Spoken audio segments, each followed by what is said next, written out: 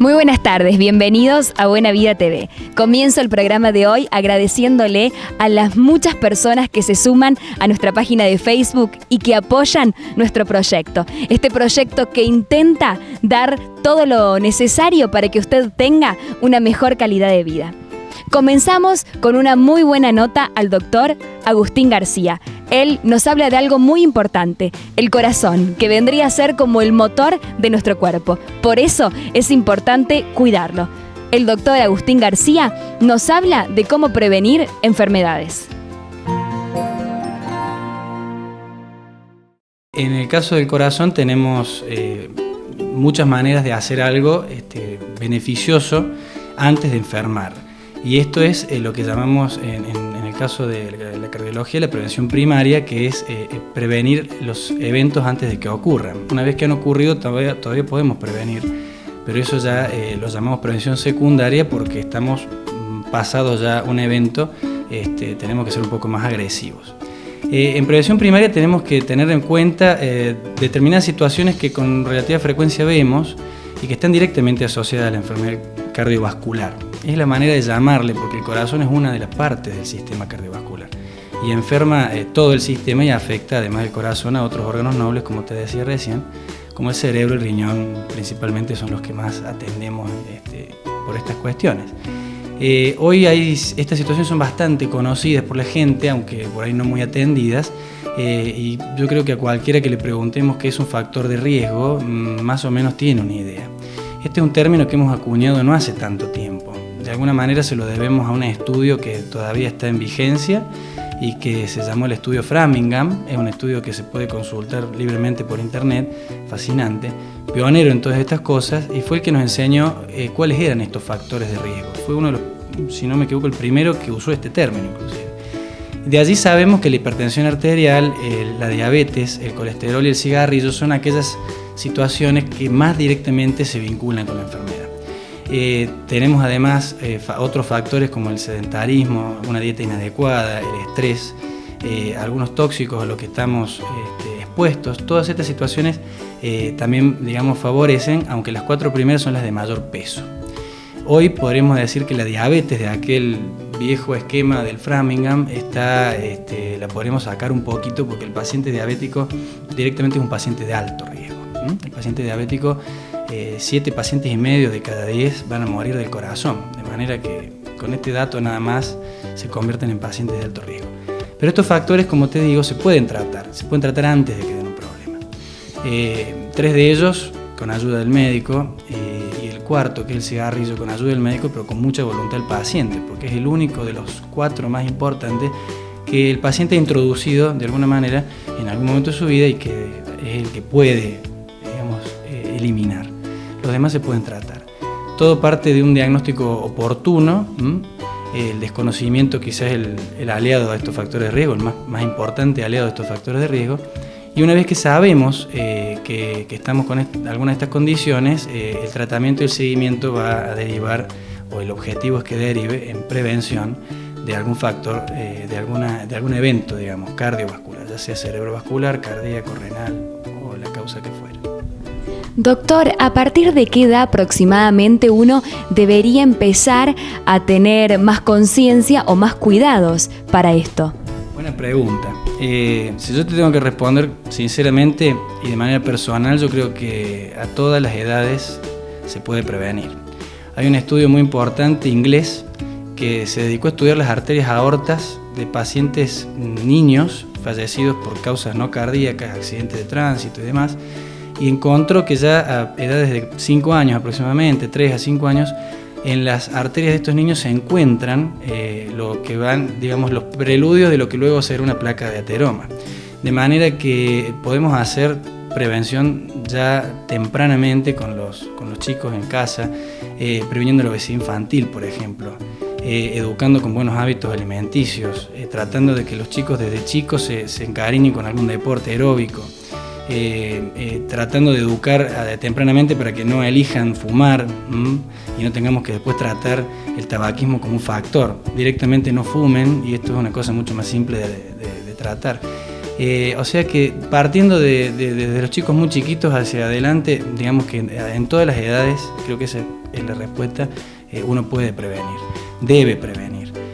No debemos en una consulta ver una persona joven con algún factor y no intentar transmitir estos datos y educarlo para que él tome conciencia, porque a la corta o a la larga, si ese paciente vuelve con un problema cardiovascular, perdemos una gran oportunidad. O sea, como te decía recién que charlábamos antes de la nota, lo que nosotros podemos hacer por los pacientes, si queremos curar algo realmente, lo vamos a lograr mejor previniendo que tratando en un futuro. Esto en toda la disciplina de la medicina. Pero en el caso nuestro, que el alto porcentaje de las cosas las tratamos, pocas curamos, tenemos que tenerlo muy presente, ¿no? Es así. Doctor, ¿hay algún grupo determinado de personas que sea más factible que tengan problemas del corazón que otras? Sí, definitivamente eso es algo que uno va, teniendo en cuenta siempre. Como te decía recién, quizá el grupo que más, genera inquietud es el diabético siempre, porque el diabético es un paciente vascular por excelencia.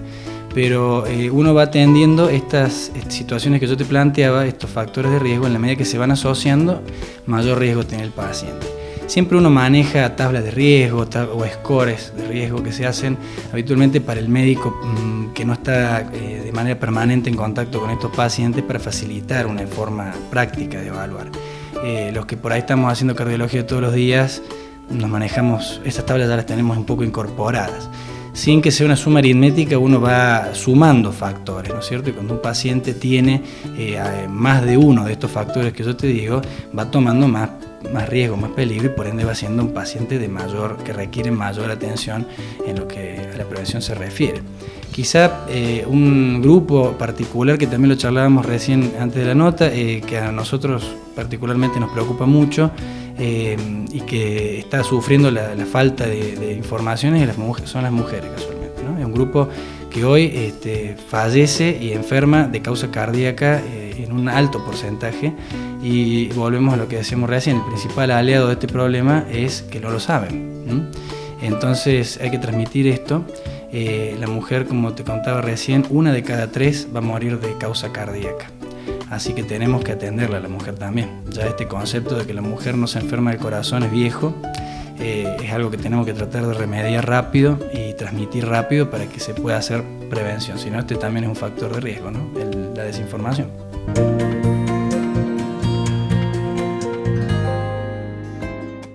Llegó el momento de nuestra primera pausa. En el próximo bloque hablamos de una circunstancia que a todos en algún momento de la vida nos toca vivir y hay que aprender a superarla.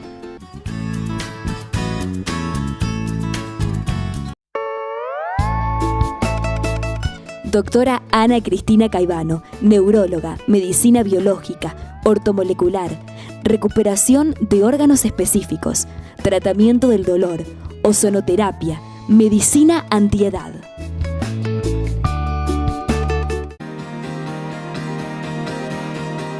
Ortopedia Altagracia te cuida desde 1983. Ahora en su nuevo y amplio local en Avenida Belgrano 422. Fabricamos plantillas ortopédicas personalizadas con un sistema computarizado a la medida de cada paciente. Contamos con aparatos reductores, amplia variedad en pelotas para pilates, medias para varices, corsé y prótesis. Reparamos nebulizadores, tensiómetros y silla de ruedas. Ortopedia Altagracia te cuida. En Avenida Belgrano 422, al lado del súper. Doctora Alicia Raquel Sayek, especialista en oftalmología. Atiende en los consultorios médicos privados. Chile 136. Por consultas, teléfono 422-411 o 421-821.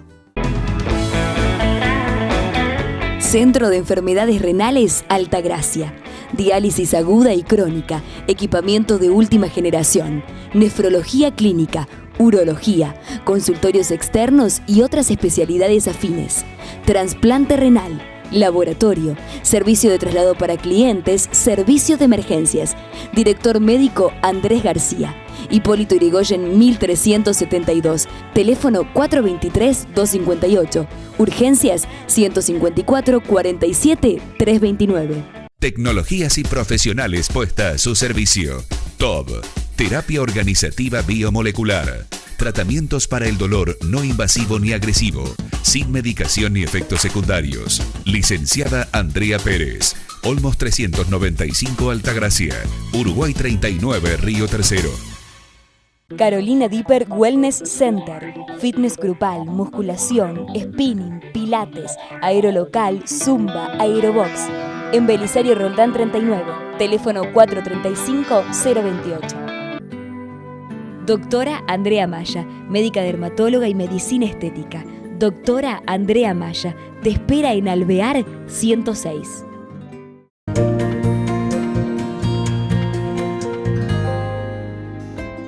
Seguimos en Buena Vida. La licenciada Edith Segal nos habla del dolor del duelo y cómo superarlo. El duelo es definido desde un punto de vista psicológico como una afección sentida en relación a la pérdida de un ser querido. Uno podría decir también el estado psicológico en el que uno se encuentra en toda la situación de pérdida. También ha sido, o acompañando esta definición desde otro punto de vista, también tiene que ver con toda la ceremonia, con todo lo que sucede alrededor de la situación de duelo. Y podríamos pensar por extensión también que uno podría aplicar este término por extensión a todo lo que tenga que ver con algún tipo de pérdida de un ideal, de una relación afectiva, ¿no? En un sentido ampliado. Pero bueno, es un tema tan amplio en este sentido extenso que hoy, si te parece, abarcaríamos sobre todo el tema del duelo en relación a la problemática de la muerte. Antes que nada, quiero decirte, yo soy muy enemiga de las generalizaciones. Pienso que cuando uno trata esta problemática es importante pensar en situación por situación y caso por caso. No es lo mismo pensar en la pérdida de un padre, de una madre, de un hermano, de un amigo o de un hijo. En la época de Freud, el paradigma de la problemática del duelo era la muerte del padre. En este momento podemos pensar que el paradigma del duelo es la muerte del hijo. Pero así como, digamos, no se puede generalizar, es lo mismo que pasa un poco cuando alguien viene a un análisis o a una terapia, ¿no? Jacques Lacan, que es un psicoanalista francés, bueno, que ha creado toda una escuela, en uno de sus primeros seminarios, que es el de los escritos técnicos, que a mí me encanta, él dice que tal vez el psicoanálisis sea la ciencia de lo particular. Es decir, que en realidad, si bien puede haber generalizaciones, es siempre caso por caso.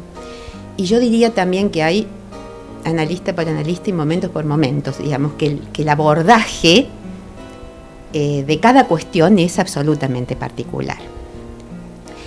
De todos modos, bueno, uno podría hacer una historia de lo que se ha dicho, de lo que se ha escrito y cómo se fue trabajando en relación a la cuestión del duelo. Digamos, podríamos comenzar con un aporte de Freud, él en su texto Duelo y Melancolía, que pensemos es un texto de hace ya casi un siglo, ¿no? Entonces,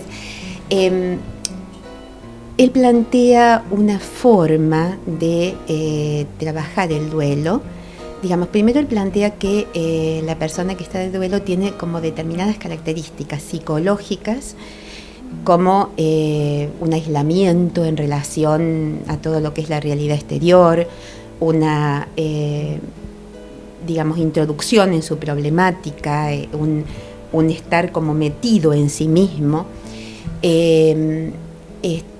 y un tener toda su energía puesta en relación a aquel de quien está de duelo, ¿no?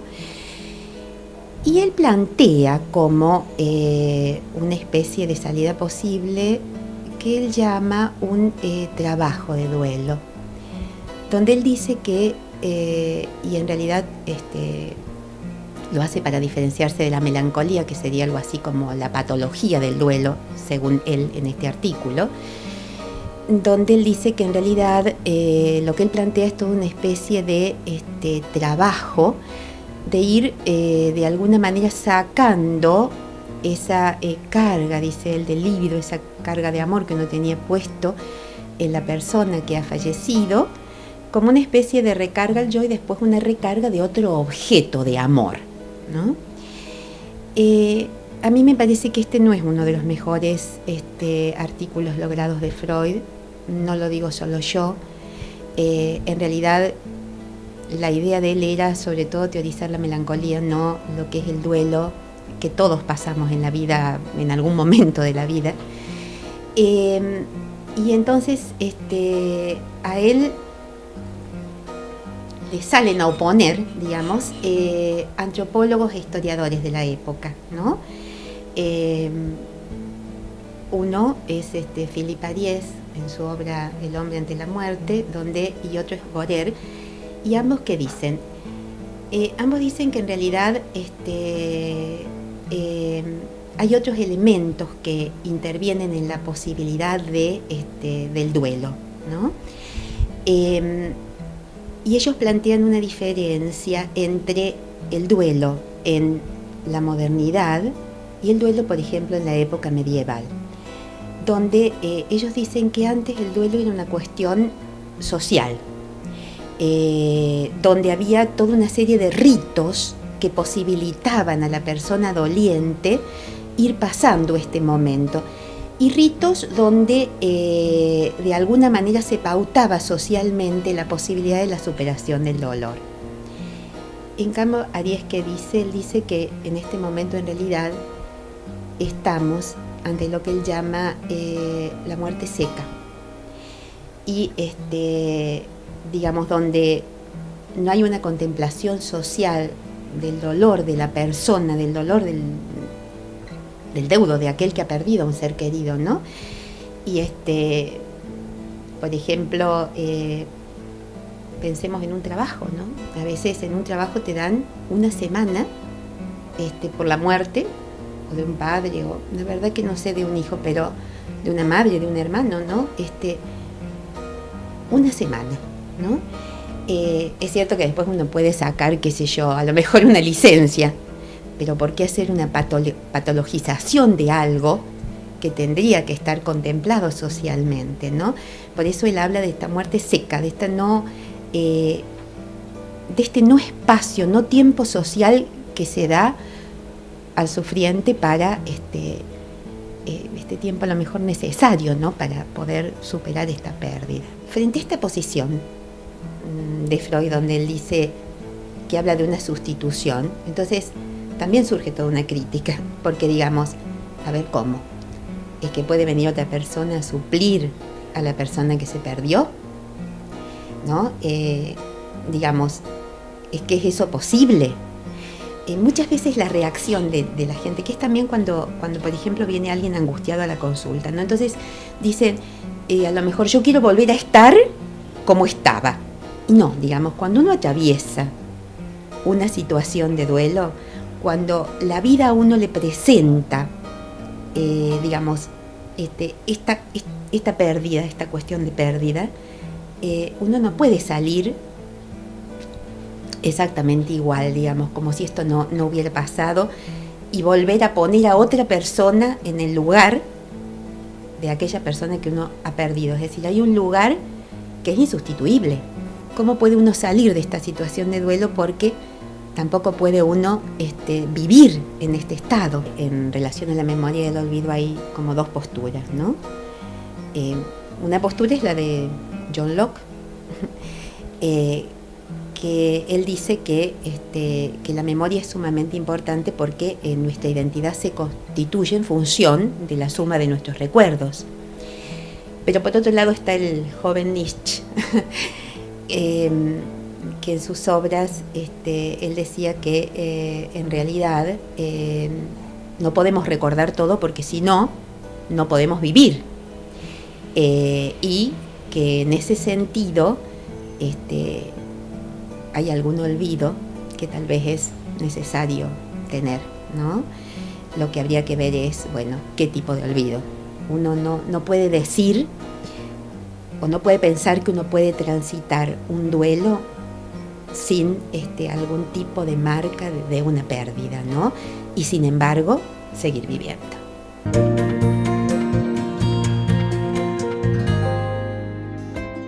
En Buena Vida nos vamos a la segunda pausa.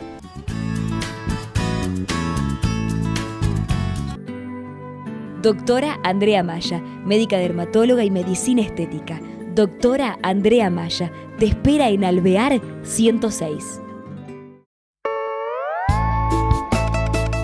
Doctora Ana Cristina Caivano, neuróloga, medicina biológica, ortomolecular, recuperación de órganos específicos, tratamiento del dolor, ozonoterapia, medicina antiedad. Carolina Dipper Wellness Center, fitness grupal, musculación, spinning, pilates, aerolocal, zumba, aerobox. En Belisario Roldán 39, teléfono 435-028. Doctora Alicia Raquel Sayeg, especialista en oftalmología. Atiende en los consultorios médicos privados. Chile 136. Por consultas, teléfono 422-411 o 421-821.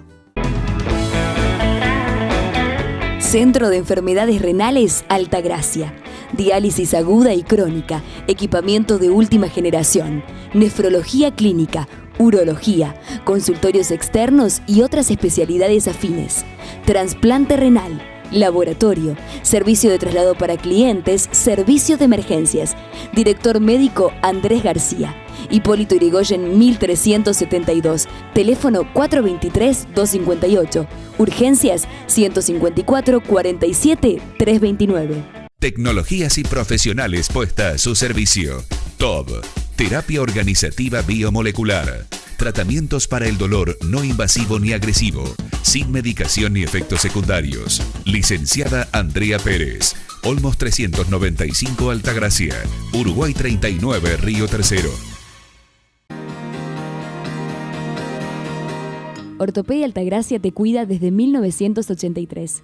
Ahora en su nuevo y amplio local en Avenida Belgrano 422. Fabricamos plantillas ortopédicas personalizadas con un sistema computarizado a la medida de cada paciente. Contamos con aparatos reductores, amplia variedad en pelotas para pilates, medias para varices, corsé y prótesis. Reparamos nebulizadores, tensiómetros y silla de ruedas. Ortopedia Altagracia te cuida. En Avenida Belgrano 422, al lado del súper.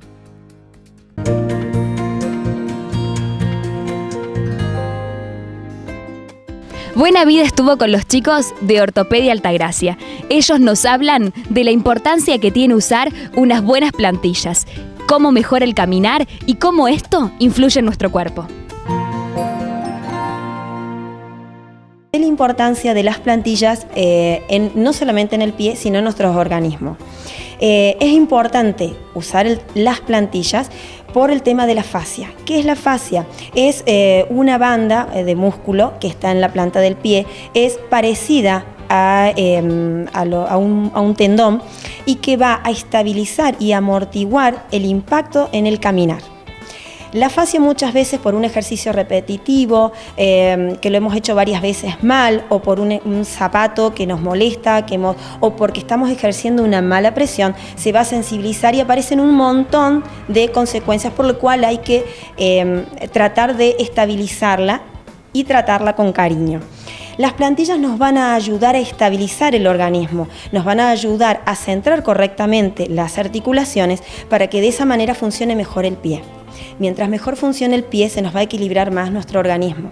El pisar mal a veces nos trae consecuencias como contracturas, tensiones en los músculos, en los tendones, empiezan a aparecer dolores en la rodilla, en la cadera. Hay muchas veces que las contracturas de la espalda pueden derivar de un mal pisar.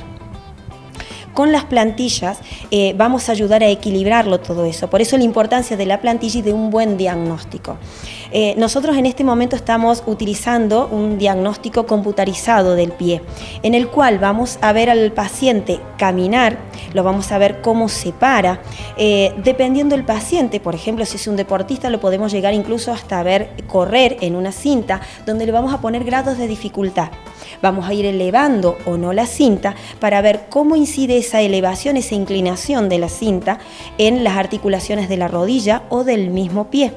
Es importante que el eje del pie esté estable y correctamente ubicado y estabilizado. Con el estudio computarizado vamos a evaluar esas presiones para diagnosticar cómo es la relación de la presión de un pie frente al otro o del retropié, del talón, frente al antepié.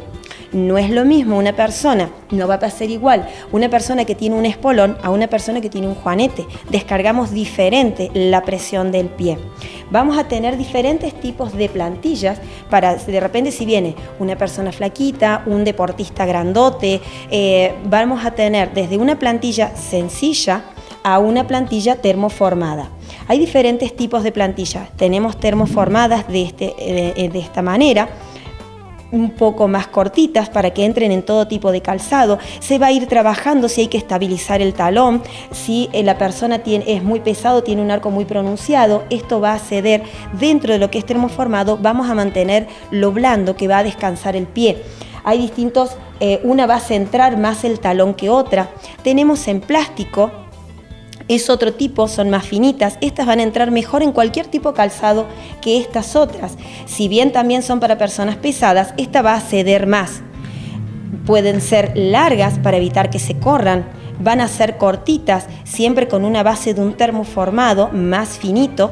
Se va a ir trabajando la parte de las alineaciones de los calcáneos, agregando otras cosas en otros materiales que podamos trabajar para subir o bajar de acuerdo sea el caso. Estas, lo que es termoformado, van a tener una vida útil alrededor de los 3 años.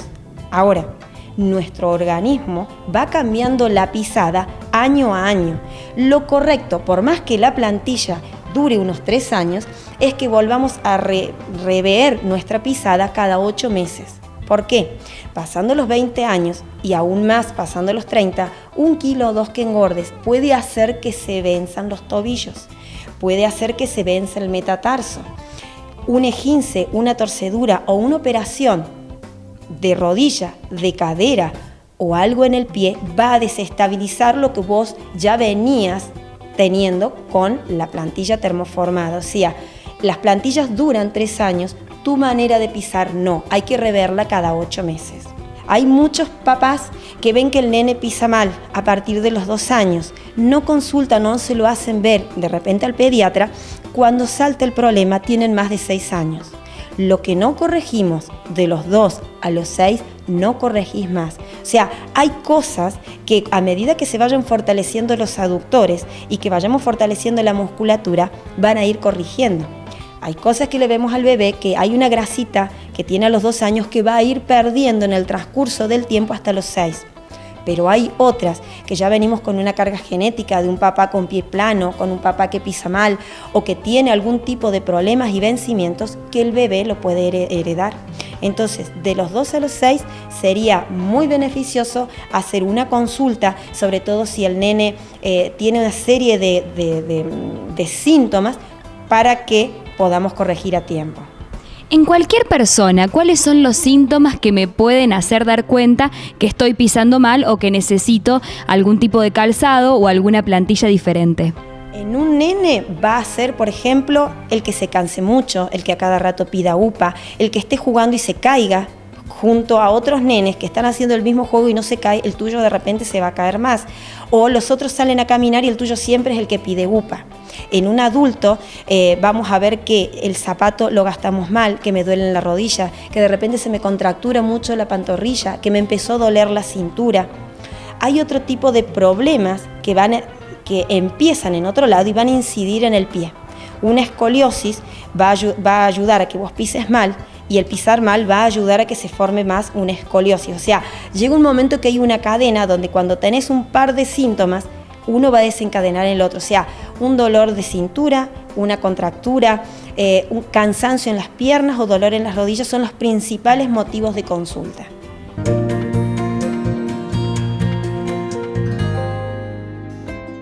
Llegamos al final de nuestro programa. Agradecemos a todas las personas que nos siguen y se suman a nuestro canal de YouTube y nuestra página de Facebook como Buena Vida Canal 2. Nos reencontramos la próxima semana. Gracias y que tenga una hermosa semana.